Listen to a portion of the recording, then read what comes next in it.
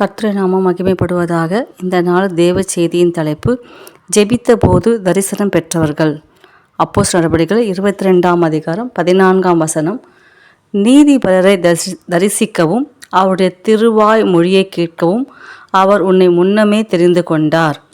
அதாவது நம்ம ஜெபிக்கும் பொழுது, நம்ம தேவ சமூகத்தில் காத்திருக்கும் போது நமக்கு தரிசனங்களை கர்த்தர் கொடுப்பார். சொப்பனம் வேறு, தரிசனம் வேறு. ஜெபிக்கும் போது கிடைக்கும்போது தரிசனம். அப்போ தூங்கும்போது கிடைக்கிறது சொப்பனம். சொப்பனத்துக்கும் தரிசனத்துக்கும் வித்தியாசம் இருக்குது. கர்த்தரோடு இடைப்படுற காட்சி நமக்கு என்ன பண்ணும், தரிசனமாக வந்து போகும். மோசேக்கு கர்த்தர் முச்சையில் தரிசனமானார். ஆபிரகாமுக்கு கர்த்தர் தரிசனமானார். ஈசாக்குக்கு கர்த்தர் தரிசனமானார்.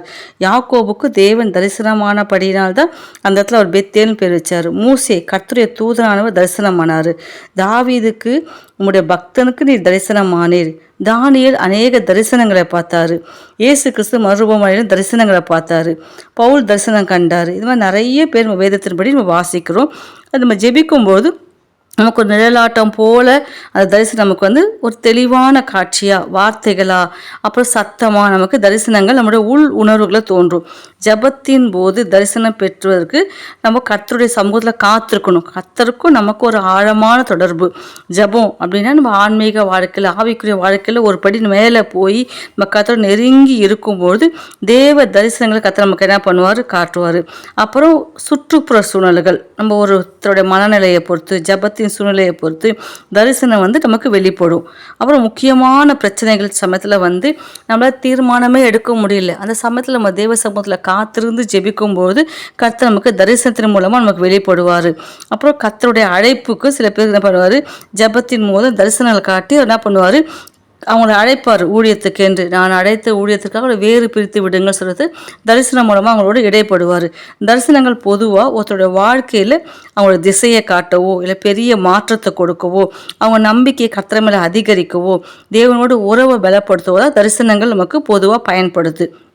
வாழ்க்கையில் புதிய திசை, புதிய மாற்றங்கள், ஒரு விதமான நம்பிக்கை, கர்த்தருக்கும் நமக்கு இருக்கிற உறவை பலப்படுத்துவது தரிசனம். ஜபத்தின் போது தரிசனம் பெறுவது ஒரு பெரிய அதிசயமான ஒரு அனுபவமாக இருக்கும். நிறைய பேருக்கு அப்படி கிடைக்காது. யாருக்கோ ஒருத்தருக்கு தான் கர்த்தரோட நெருங்கி உறவாடி ஜபத்தில் அதிக நேரம் செலவிடும் போது தான் நம்ம தரிசனத்தை நம்ம என்ன பண்ணலாம், ஜபத்தின் போதும் நம்ம பெற்றுக்கொள்ள முடியும். எல்லா சமயத்துலையும் நம்ம தேவ சமூகத்தில் நெருங்கி போகணும். அப்படி நெருங்கி போகலை அப்படின்னா நம்மளால் என்ன பண்ண தரிசனங்களை நம்ம பெற்றுக்கொள்ளவே முடியாது. சில சமயத்தில் பார்த்தீங்கன்னா அனனியாவுக்கு கர்த்தர் தரிசனம் பண்ணார். கொர்நேலியுக்கு பிரத்யட்சமான தரிசனம் கிடச்சி பேதுரு ஜெபம் பண்ணும்போது ஞான திருஷ்டி அடைந்து அவர் என்ன பண்ணுறாரு, அந்த கொர்நேலியு வீட்டுக்கு போகிறாரு. யோவான் அவரை கண்டபோது இன்னும் தரிசனம். ஜெபத்தில் பார்த்தீங்கன்னா எவ்வளோ பேர் தரிசனத்துக்கு என்ன பண்ணுறாங்க, பார்க்குறாங்க. இன்றைக்கி நம்ம கூட என்ன பண்ணோம், கர்த்தர்கிட்ட ஜெபிக்கும்போது ஏசப்பா எங்களுக்கு நல்ல தரிசனங்களை காட்டுங்க, நல்ல எங்களை குறித்து ஒரு வெளிப்பாடுகளை தாங்க. தூங்கும்போது சொப்பனம் காண்றோம் நிறைய பேருக்கு. ஆனால் அந்த சொப்பனங்கள் உங்கள் வாழ்க்கையில் ஒரு விதமான கலக்கத்தை தான் கொண்டு வந்தது. ஆனால் நம்ம தரிசனம் பார்க்கும்போது மோசேக்கு எப்படி முச்சையில் கர்த்தர் தரிசனமானாரோ அதே போல் கர்த்தர் நமக்கு தரிசனம் கொடுக்கும்போது நம்ம வாழ்க்கையில் பெரிய பெரிய அற்புதங்களையும் அதிசயங்களையும் கர்த்தர் நம்ம வாழ்க்கையில் காட்ட நமக்கு உதவி செய்யுது. தரிசனம் பெற்றவர்கள் யோவான் பத்மோ தீவில் தேவ தரிசனத்தை என்ன பண்ணார், பார்த்தார். பார்க்கும்போது அவர் வெளிப்படுத்த சுவிசேஷம் மொத்தமாக வெளிப்படுத்தின விசேஷத்தை ஃபுல்லாக எழுதி முடிக்க கர்த்தர் பண்ண கொடுத்தாரு. நான் அவரை கண்டபோது செத்தவனை போல அவருடைய பாதத்தில் விழுந்தேன். அப்பொழுது அவர், நீ கண்டவைகளையும் இருக்கிறவைகளையும் இவைகளுக்கு பின்பு சம்பவிக்கைகளையும் எழுது. வெளிப்படுத்தல் 1ஆம் அதிகாரம் 17-19 நம்ம வாசிக்கிறோம். அப்போ யோவானுக்கு அவர் தரிசனமாகிறாரு. தரிசனமாகி ஆவிக்குரிய வாழ்க்கையை பற்றி, அப்புறம் அடுத்தது என்ன நடக்க போகுது அப்படின்னு காட்டுறாரு. ஆழமான அன்பின் ஐக்கியமும் அனல் கொண்ட ஆவிக்குரிய வாழ்க்கையும் அர்ப்பணமும் அப்படின்னு நம்ம செய்யும்போது நம்ம தேவன் நம்ம வாழ்க்கையில் தரிசனங்களை கொடுப்பாரு. அப்புறம் நம்மளோட ஆவி, ஆத்மா, சரீரம், மனநிலைகள் பாதிக்கப்படாதபடி கர்த்தர் தேவ சமூகத்தில் நம்ம காத்திருக்கணும். நம்ம தனிமையாக இருக்கும்போது தேவனுடைய மகிமையான தரிசனத்தை நம்ம பெற்றுக்கொள்ள ஒரு பாத்திரமாக்குறோம். தனிமையில் தேவ சமூகத்தில் காத்திருக்கும்போது நம்ம தரிசனங்களை பெற்றுக்கொள்வோம். யோவான் இயேசுக்கு மிகவும் அன்பான சிஷ்யன்தான்.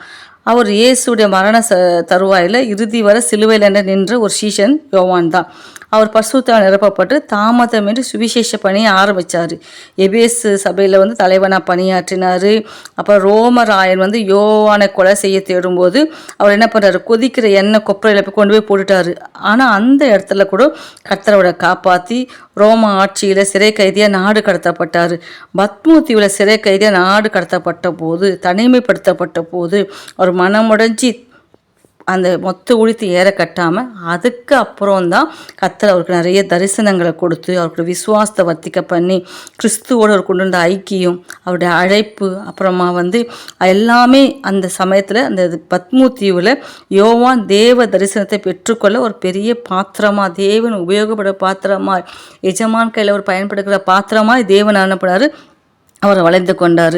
தனிமையும் பாடுகளும் பல வழியில் அவரை பாதித்தாலும் அந்த சமயத்தில் இயேசு கிறிஸ்துவ என்ன மாதிரி இப்போ வெளிப்படுத்துவார் சொல்லிட்டு யோவான் தான் அந்த வெளிப்படுத்த சுவிசேஷத்துக்கு மொத்தமும் எழுதினார். கடினமான பாதையில் கூட நம்ம கிறிஸ்துவோடு இருக்கணும், கிறிஸ்துவுக்காக முன் செல்லணும். நம்ம இப்படி இருக்கும்போது கர்த்தர் நம்ம வாழ்க்கையில் அநேக தரிசனத்தை நம்ம காணும்படி கர்த்தர் உதவி செய்வார். நம்முடைய வாழ்க்கையிலும் அநேக தரிசனங்கள் கிடைக்கும்படி நம்ம ஜெபிக்கணும். இப்படியே நம்ம வாழக்கூடாது. தீர்க்கதரிசிகள் தரிசனம் பெற்றுவாங்க.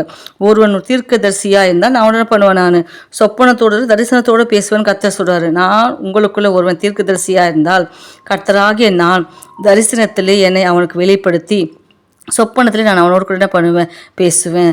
இஸ்ரவேல் மக்களுக்கு கூட கர்த்தர் என்ன பண்ணார்னா சொப்பனங்களை கொடுத்தாரு, எல்லாம் சரி. ஆனால் நம்ம வாழ்க்கையில் கூட கர்த்தர் அநேக தரிசனங்களை நம்ம காட்டும்படியாக நம்ம கண்கள் தரிசனத்தை பார்க்கணும். நம்ம ஜெபிக்கும் போது தரிசனம் பண்ணணும். அப்புறமா தேவசமத்தில் காத்திருக்கும் போது நமக்கு தரிசனம். பாபிலோன் ராஜாவாகிய பெல்ஷாத்சாரின் 1ஆம் வருஷத்திலே தானியேல் ஒரு சொப்பனத்தையும் படுக்கை மேல் தரிசனங்களையும் கண்டான். பின்பு அவன் அந்த சொப்பனத்தை எழுதி காரியங்கள் தொகையை விரித்தான். தானியேலுக்கு கர்த்தர் அநேக தரிசனங்கள் தரிசனங்களில் நான் கண்டேன் அப்படின்னு தானியேல் நம்ம வாசிக்கிறோம். அப்போ ஒரு மனுஷன் தீர்க்கதரிசியாக இருந்தால் கர்த்தர் அவனுக்கு கூட தரிசனம் மூலமாக வெளிப்படுவார். மோசேக்கு தரிசனத்தை கொடுத்த கர்த்தர் நமக்கும் இந்த நாளில் தரிசனங்களை கேட்டு நம்ம ஜெபிக்கலாம். தரிசனங்கள் மூலமாக கர்த்தரோடு விடைப்படுவார். ஜெபித்த போது நாமளும் தரிசனம் பெற்றவர்களாக மாற கர்த்தர் நமக்கு அனுகிரகம் பண்ணுவாராக. ஆமேன்.